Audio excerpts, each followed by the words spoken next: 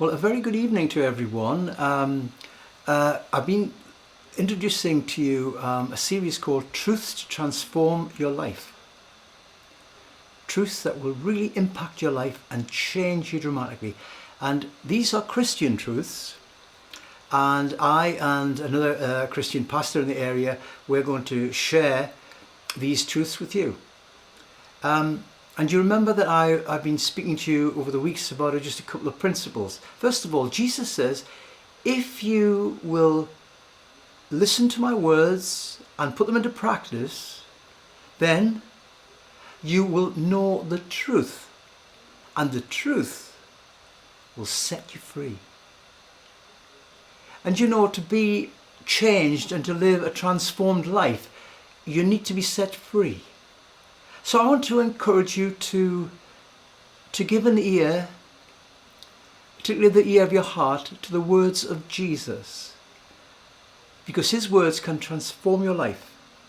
And I've spoken over the weeks about perhaps many of us who've got a settled position, and our settled position is this, that we want nothing to do with Jesus, the Bible, and we say all the predictable things, you know, about it's all this, it's all the other, when often we've never read it. And often we don't know a lot about it. I always remember somebody asking me about what I thought about church. Why don't you go to church, they said to me years ago. And I said, church? Why would I want to go there? And I said, oh, they're all a bunch of hypocrites. They're all, you know, pasty-faced people who've got nothing better to do. You know, they're judgmental. I said all these things. And this person said to me, when's the last time you were in church? And then I realised, of course, I had not been to church since I was a child. And the things I was talking about were my prejudices. And I'd taken a settled position against Jesus, against the Bible, against Christianity, against the church, not on the basis of anything I really knew or looked into, but on the basis of prejudice. I'd taken a settled position on the basis of an unthinking prejudice. Can I encourage you, if you've taken that position, to just unsettle that position? Because if for you the words of Jesus have the power to set you free and to transform your life for good, then why would you close the door on him? Why would you close your ears to his words? There is no wisdom in that, is there? And tonight I want to speak to you about the essence of a transformed life.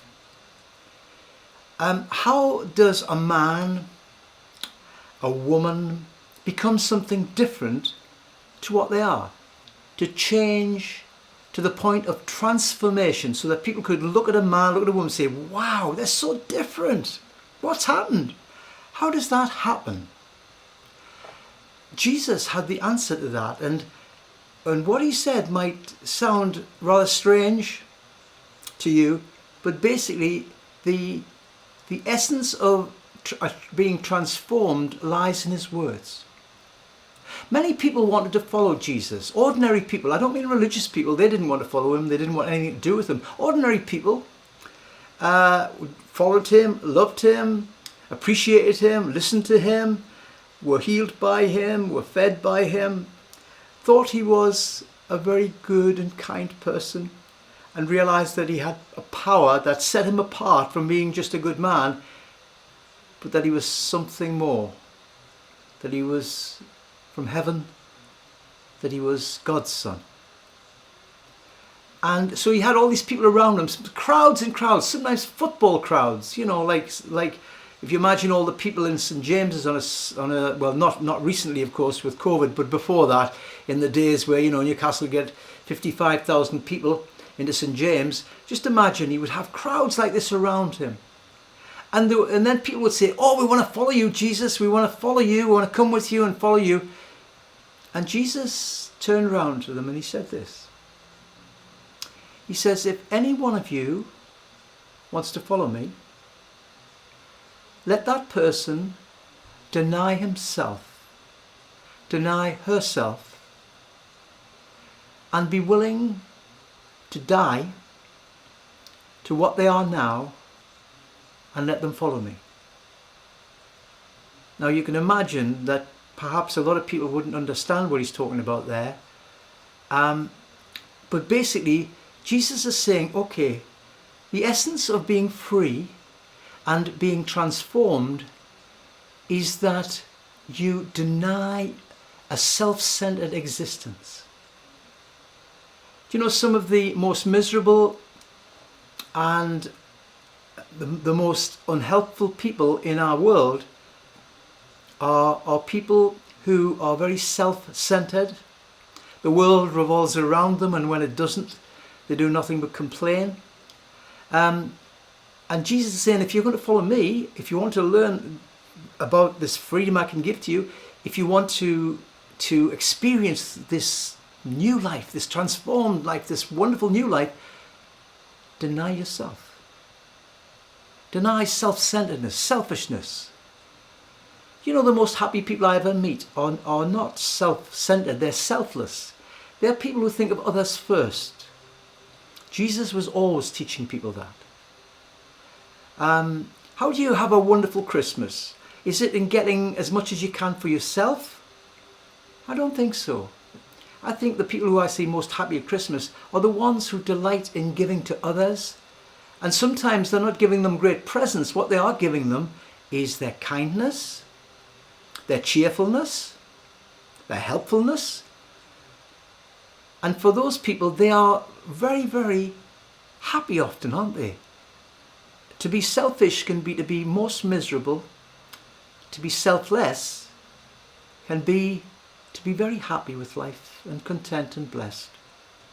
And Jesus was teaching that. Jesus says, did you know it is more blessed to give than to receive? You're more happy when you give than when you're just concerned with receiving. And these are truths that I believe we need to teach not just to ourselves but to our children and our young people, that their lives may be set free as well and be blessed. And Jesus says you would not only have to deny yourself, you need to be willing to die to your old self. And if you think about it, how would I be a transformed man? How would you be a transformed man? How would you be a transformed woman? Well, this is what would need to happen. The old you needs to be finished with, and a new you needs to begin.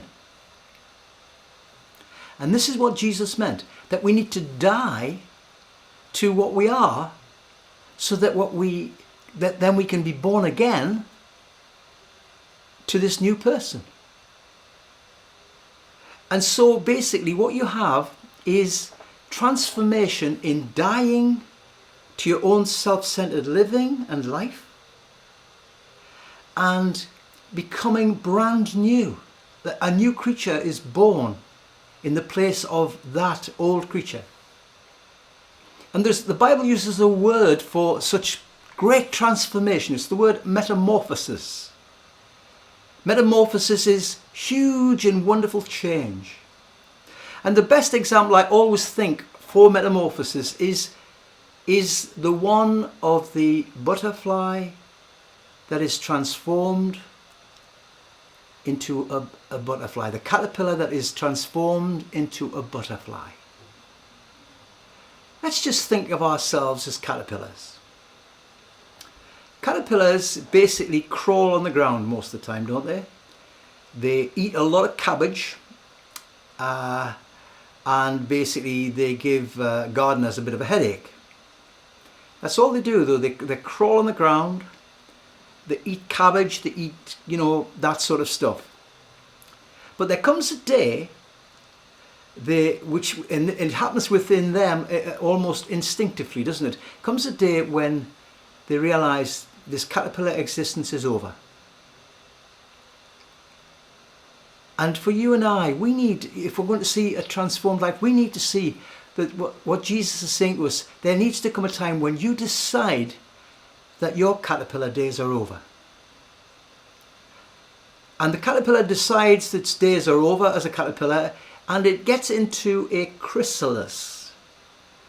It hangs upside down in the shape of a J, and basically it becomes a chrysalis. And within the chrysalis, this is what happens. The caterpillar effectively dies. That's the end of the caterpillar life. The end of crawling around the ground eating cabbage. It's the end of it. And then through a process within the chrysalis, the caterpillar transforms into a butterfly. And when it comes out of the chrysalis, it now doesn't go back to crawling on the ground and eating cabbage. It flies. It flies from beautiful fragrant flower to beautiful fragrant flower. It doesn't eat cabbage. It drinks sweet nectar. And it's a very transformed life. Can you see that? And as it is in nature, so it is for you as a human being spiritually. You must die to the one to become the other. To become transformed, you need to die to what you are now so that this beautiful new creature can live. And this beautiful new creature lives a completely different life. You watch butterflies. I like to watch butterflies that fly from flower to flower. I also like to see them just spreading their wings. All they're doing is spreading their wings and letting the sunshine warm them. So they seem as though they're in heavenly places. They're in good places. They're enjoying life. And can I say to you, God wants us to have a very peaceful and joyful life. A life of well-being. Not that everything's going to be wonderful, incidentally. That, you have nothing going wrong again. That isn't what Jesus said. See, Jesus teaches us that in this new life, this transformed life, we can cope with all that life throws at us and still live like spiritual butterflies, above the ground, in heavenly places, inwardly at peace, in joy, confident and assured that whatever life throws at us, we can cope with. Sometimes when you watch butterflies, they're out in dreadful conditions, particularly in the northeast, aren't they? Very strong winds and strong rains, but they get through. They get through. And Jesus wants to transform us in such a way that we get through. That we get through life not as caterpillars, but as butterflies. Not as those who can only see what's around them on the ground, but those who can get above what's happening on the ground and see life differently. Jesus says, if any one of you would like to follow me, deny yourself. Be willing to die to your old self. I want to encourage you to think of that. Jesus says, if any one of you is truly a follower of mine, if any of you are now in me, you are a new creation. What is transformation? What is great change for you and me? Really, what is it? It's that you and I are new. We're new creatures. What we used to be, we're not anymore. And Jesus says, now, if you are following me, then you are a new creation. Your attitudes change. Your words change. The way you think changes. The way you act is different. And there are some things now that you used to do that you just won't do them anymore. There are certain ways that you used to think that you won't think anymore. You'll think in better ways. Jesus says, if you are really part of me and following me, you will be a new creation, a new creature, a new creation. He says, look at this. The old you is gone. All the old things about you have gone. And all the new things of this new creature have come. And all this is from God. You don't have to work it up. Just to put your trust in Him to do it. I think a little caterpillar can put enough trust in God to one day hang upside down, enter a chrysalis, and let God do the work of transformation. It's the same in Jesus. A caterpillar gets into a chrysalis. We need to get into a chrysalis. We need to get into Jesus and let the caterpillar in us die and the butterfly in us live. And then everything becomes new and everything becomes different. I remember someone for whom this happened saying to me, you know, even the grass looked different. I remember someone who experienced that transformation through Jesus said to me, do you know, I looked at my son like I'd never seen him before. I've always loved him, but I don't know, I just looked at him like I'd never seen him before. And I love them all the more deeply. You see, transformation is seeing life differently. The butterfly sees life a lot more differently to the caterpillar. And so in Christ Jesus, in Jesus Christ, by accepting him into your life, being willing to die to yourself, to deny and to die to yourself, that he will make you new. The Bible uses this expression, born again, a second birth. And when you think about it, for there to be a second birth, there has to firstly be a death. We had a physical birth, and now we're talking about a second spiritual birth. And so we have to make the trade, we have to let the first go that we might know the second. And then when we're born again of God's Spirit, it's nothing to do with you and I, by God's Spirit, then this wonderful transformed life results. I want to encourage you. Follow Jesus. He is the transformer. We cannot do it ourselves. Have you seen these self-help books? Probably we've all looked at them some point in life, you know, and we're trying to change ourselves, don't we? And sometimes it just fails miserably, doesn't it? You see, the resources for a transformed life don't really... We can do some things. I'm not trying to say we can't do anything, but I'm talking about this very wonderfully transformed life that changes everything. Only through Jesus can that be attained. It is the gift of God to us. And I want to encourage you, because I believe this will bring peace to your heart. It will fill your life full of the expectation of good things. You'll expect good from life. You'll find a joy in your spirit that is something very new. And even when life gets a bit tough against you, you will still, in the midst of that, learn the ways of peace. That in the midst of the storm, you can be still.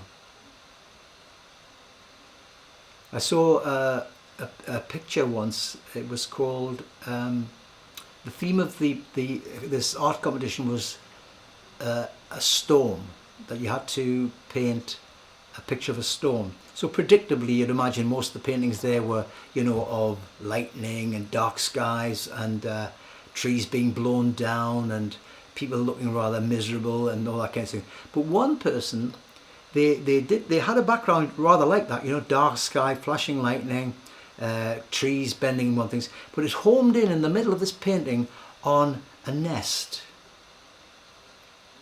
And it was a mother bird with her wings spread out over her chicks, and her chicks were looking out from underneath the mother's wings at the storm. And they were content and at peace. And Jesus, in a transformed life, teaches us to live under the shadow of the wings of God, where we are safe and at peace from all the storms of life and all that would come against us. I extend these things to you, that your life might begin in a way that is wonderful, that your potential in life might dramatically increase, that your own loving of life and seeing of many good days might truly begin. I thank you for listening patiently to me, and I just want to encourage you finally. If you've received these things into your heart and you want this transformation to begin, I want to encourage you to open your heart to the only one who can save us from death, for heaven, Jesus Christ, to acknowledge him as your Lord and as your Saviour, the one who saves you from death at the end of this life, from destruction in hell, and saves you for life in heaven. And I encourage you to accept him, and to accept now that his truth that will transform you. Listen, I'm going to just personalize his words. I'll put a voice around his words for you. If any of you would follow me, Jesus said, deny yourself. Be willing to die. Then you will find your life. You will lose your life to find it. If you're willing, I want to encourage you to speak to Jesus in your own words. You don't need any words written down. Your own words are good. The prayer can be short, it can be long.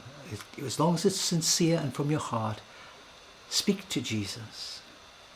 Perhaps you just want to say simple things to him like, Lord, if you're real, make yourself real to me. I open my heart to you. Or you might want to go more deeply. I do believe in you. I do trust you. I'm willing to die to myself,